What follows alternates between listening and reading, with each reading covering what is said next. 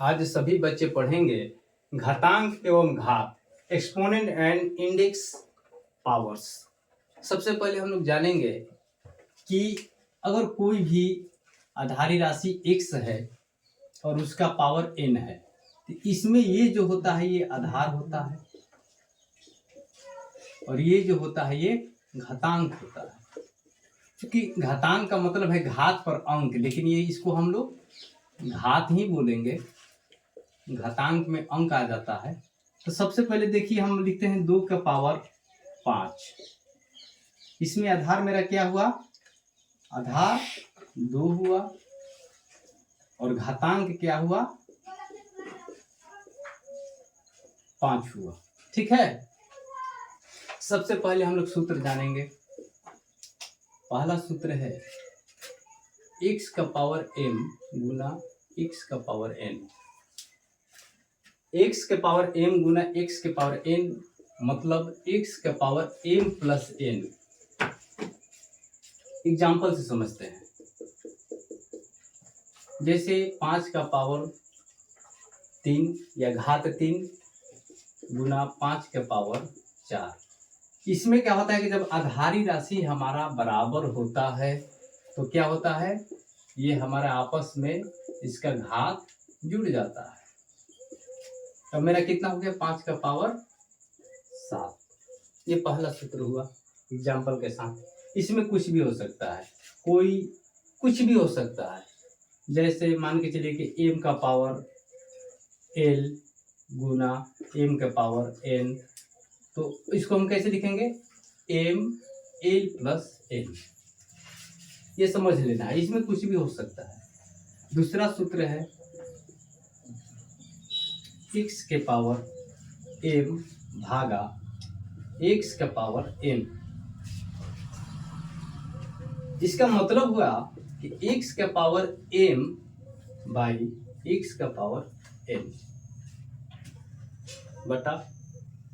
अब इसको हम लिखते हैं क्या, अब हमारा आधारी राशि जो बराबर है, जब नीचे है ये n, ये ऊपर जाकर घट जाता है a माइनस n। जैसे हम लिखें एग्जाम्पल में 4 का पावर 7 भागा 4 का पावर 3। अब इसको कैसे लिखेंगे, 4 का पावर 7 बाई 4 का पावर 3। 4 का पावर 7 माइनस 3 कितना हो गया, 4 का पावर 4। ठीक है, ये हमारा दूसरा सूत्र हो गया। और अभी हम लोग फिर तीसरा सूत्र देखेंगे।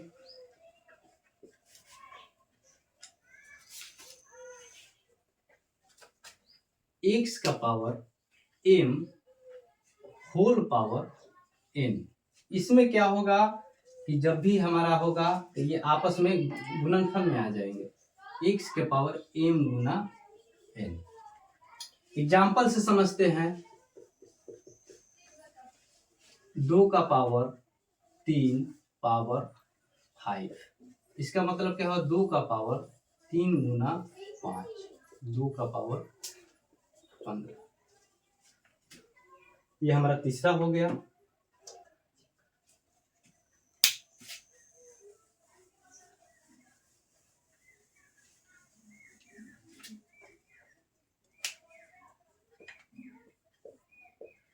थोड़ा सा दिक्कत ये है कि अभी हमारे पास अच्छा मोबाइल नहीं है और माइक भी नहीं है, तो बच्चों को कुछ परेशानी हो सकती है, लेकिन इसमें ज़्यादा सोचना नहीं है। मैं उसको परचेज करवा रहा हूँ, 2-4-10 दिन के अंदर सब व्यवस्था हो जाएगा। और आप लोगों के प्रति मेरा बहुत स्नेह है और मैं चाहता हूँ कि आप लोग छोटा गाँव के जो बच्चे हैं फ्री ऑफ कॉस्ट पढ़ लें। यूट्यूब पर मैं सब वीडियो डालूंगा और डॉक्टर केसी सिन्हा का बुक पढ़ाऊंगा जो NCERT का सिलेबस के अनुसार होता है। और उसमें क्या होता है कि NCERT के जगह केसी सिन्हा में कुछ ज़्यादा मैथ क्वेश्चन है, जिससे क्या होता है कि बच्चा लोग ज़्यादा से ज़्यादा बनाता है तो उनका कॉन्फिडेंस बढ़ता है और अच्छा रहेगा। केसी सिन्हा में पूरा फुल फिल 8वां 9वां और 10वां, क्योंकि मेरा यूट्यूब चैनल का नाम है भोजपुरी मैथ क्लासेस, तो मैं कभी कभी भोजपुरी में भी बोलूँगा, उसके लिए आप लोगों को ज़्यादा चिंता नहीं करना है। हिंदी में भी बोलता रहूँगा क्योंकि मातृभाषा हिंदी है और मदर टंग जो है मेरा वो भोजपुरी है। तो क्या होता है कि हम लोग का भाषा में गाँव देहात से है तो हम लोग का भाषा थोड़ा भोजपुरी आ ही जाता है, तो इसमें ज़्यादा सोचना नहीं है, हम बता रहे हैं। अगला हम लोग सूत्र देखेंगे 4 नंबर, x का पावर m गुना y का पावर m। इसमें आधारी राशि अलग अलग है, इसमें आधारी राशि अलग अलग है। इसको हम इतना बराबर होता है एक्स वाई के पावर m। जैसे एग्जाम्पल में समझते हैं, 2 का पावर 3 गुना 3 का पावर 3। अगला टर्म 2 गुना 3 का पावर 3 अर्थात 6 का पावर 3 अर्थात 6 का पावर 3। अब इसमें और क्या समझ रहे हैं, 2 का पावर 1/2 216। 6 का क्यूब कितना होता है, 216 होता है ना। तो इस बात को समझ गए। अब अगला हम लोग देखते हैं,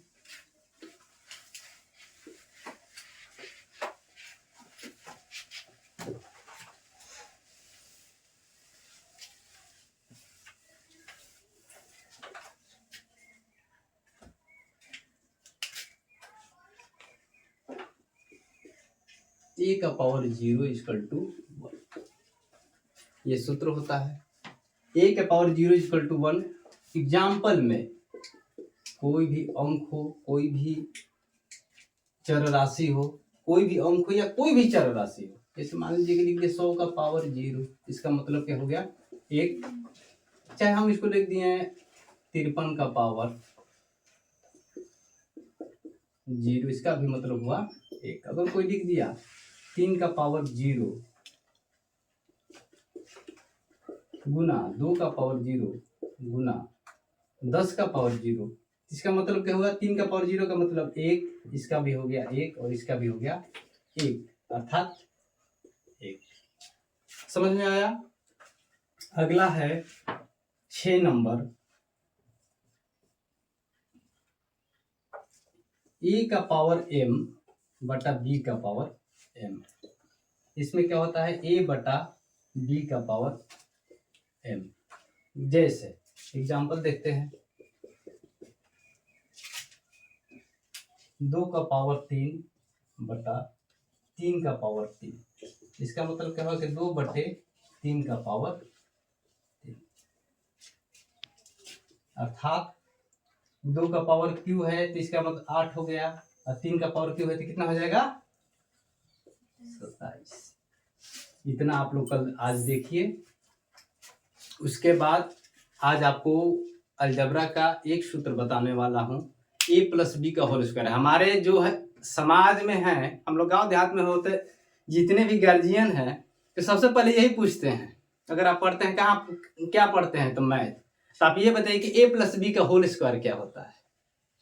अक्सर हमारे जो भी बीच के व्यक्ति हैं जो थोड़ा पढ़े लिखे हैं और चाहे ज़्यादा भी पढ़े हैं, तो सबसे पहले आपको टारगेट करते हैं यही सूत्र पूछ के, a प्लस बी का होल स्क्वायर क्या होगा, a माइनस बी का होल स्क्वायर क्या होगा, a square minus B square क्या होगा, A cube minus B cube क्या होगा, a प्लस बी का A cube plus B cube क्या होगा, a माइनस बी का होल क्यू क्या होगा। ये जो भी है ऐसा ऐसा छोटा छोटा ये सूत्र है, इसको हम लोग समझ लेंगे और इसको रोज रोज 1-2 वीडियो बना के उसको डालते जाएंगे 10 दिन तक। 10 दिन के बाद आप लोग का जो है बेसिक कंप्लीट हो जाएगा। अब तब चैप्टर वाइज पढ़ाना शुरू कर देंगे। सबसे पहले हम लोग देखते हैं,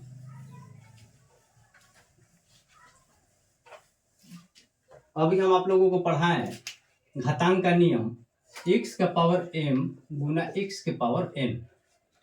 इसमें जो है x के पावर m गुना x के पावर n, अगर हम एक a गुना a लिखते हैं तो अगर कोई भी इस पर घात नहीं है तो हम मानते हैं कि इसमें एक घात है। क्या है, एक घात है। इसका मतलब क्या हुआ कि a1 प्लस 1 अर्थात a स्क्वायर। समझ में आया। इसी तरह से हम लोग पहले सूत्र एक है a प्लस बी का होल स्क्वायर क्या होता है A square plus B square plus 2ab। इसमें कतई घबराना नहीं है। अगर हम इसको ऐसे भी बोलते हैं A square plus 2ab plus B square, इसमें कोई गलत नहीं है, आगे पीछे हम लोग लिख सकते हैं। अब इसको हम देखते हैं अपने से बना के इसको प्रूफ कैसे करेंगे। ये हमारा a प्लस बी का होल स्क्वायर है, इसको LHS से लेते हैं। इसका मतलब क्या हुआ a प्लस बी का होल स्क्वायर, इसका मतलब कि कितने बार, दो बार हुआ ना। अब इसमें इससे जो है इसमें पूरा में गुणनखंड करेंगे, उसके बाद फिर b से करेंगे। तो सबसे पहले हम लोग a से करेंगे, तो a पहले इसको लिखते हैं। ये हो गया a plus B plus b a plus B.